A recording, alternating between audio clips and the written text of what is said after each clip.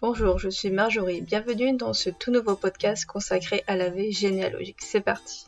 Sur Généanet, si vous êtes intéressé, vous pouvez retrouver les gagnants concernant le concours de la plus belle photo de maman pour la fête des mères. De très jolies photos sont présentes. N'oubliez pas que vous pouvez publier sur votre arbre les photos de vos ancêtres aussi. Sur Généanet, vous pouvez participer à la nouvelle semaine de l'indexation qui a lieu du 16 au 25 juin. Donc cela va concerner les tables de succession et d'absence. Donc je vous mettrai le lien dans la description de ce podcast si vous êtes intéressé pour participer à cette nouvelle semaine d'indexation. Pour Philae, de nouveaux recensements ont été indexés. Cela va concerner le département de la Haute-Marne pour les périodes de 1911, 1921 et 1931. L'Archive nationale d'outre-mer nous indique que de nouvelles acquisitions sont disponibles dans la salle de lecture. Donc pour plus d'informations sur les titres qui sont conservés dans la bibliothèque, vous pouvez parcourir le catalogue en ligne sur ce site. La Fédération française de généalogie nous indique que chaque mois, l'équipe des archives de Toulouse s'exerce à traiter un sujet à partir de documents d'archives ou de ressources en ligne. Ils traitent des thèmes aussi variés comme la mode, la chanson, le cinéma, etc.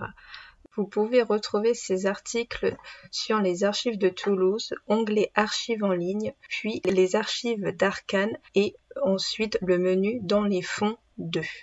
Les archives de l'APHP nous indiquent conserver les almanachs royaux, impériaux et nationaux de 1699 à 1913, où vous pouvez retrouver bien sûr les noms des personnalités imminentes tels que les noms de membres de la famille royale, du clergé, ses annuaires qui indiquent aussi les chefs des institutions de l'Ancien Régime.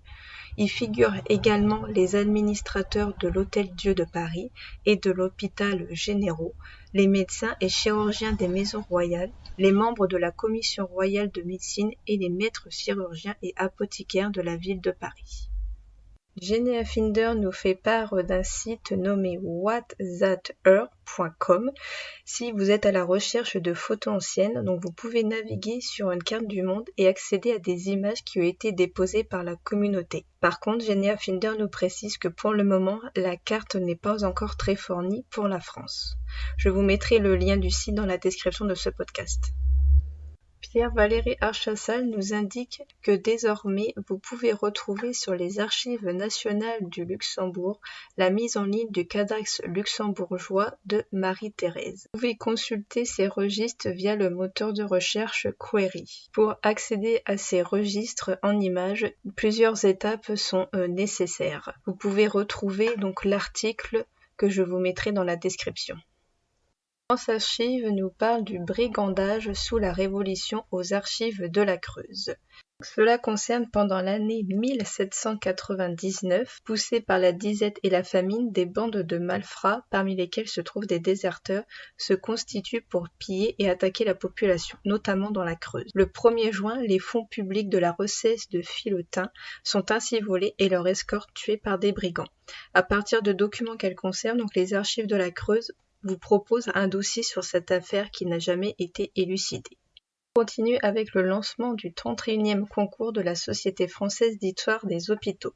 Donc la Société française d'histoire des hôpitaux, en partenariat avec l'Assistance publique des hôpitaux de Paris, organise, donc comme on l'indiquait, la 31e édition de son concours. Donc ce concours, il a pour mission de contribuer à une meilleure connaissance de l'histoire des hôpitaux et plus largement l'histoire de l'assistance, de la bienfaisance et de la charité aux origines de l'institution hospitalière. Pour plus d'informations concernant ce concours, vous pouvez consulter la page dédiée sur le site de la Société française d'histoire des hôpitaux. Le 23 juin, lors de la journée olympique, le ministère de la Culture et le Conseil départemental d'Indre-et-Loire lancent officiellement la grande collecte des archives du sport.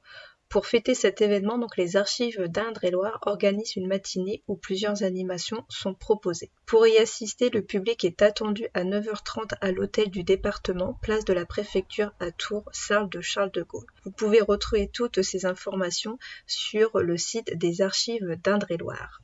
Vous pouvez retrouver également une nouvelle exposition dans les archives départementales de Seine-Maritime où vous pouvez découvrir Cinéma Archives à la Tour des Archives qui va retracer donc l'histoire du cinéma dans le département. L'ouverture est prévue dès ce lundi 19 juin. Vous pouvez également retrouver d'autres événements et ateliers des associations généalogiques dans la description de ce podcast sous la forme donc agenda.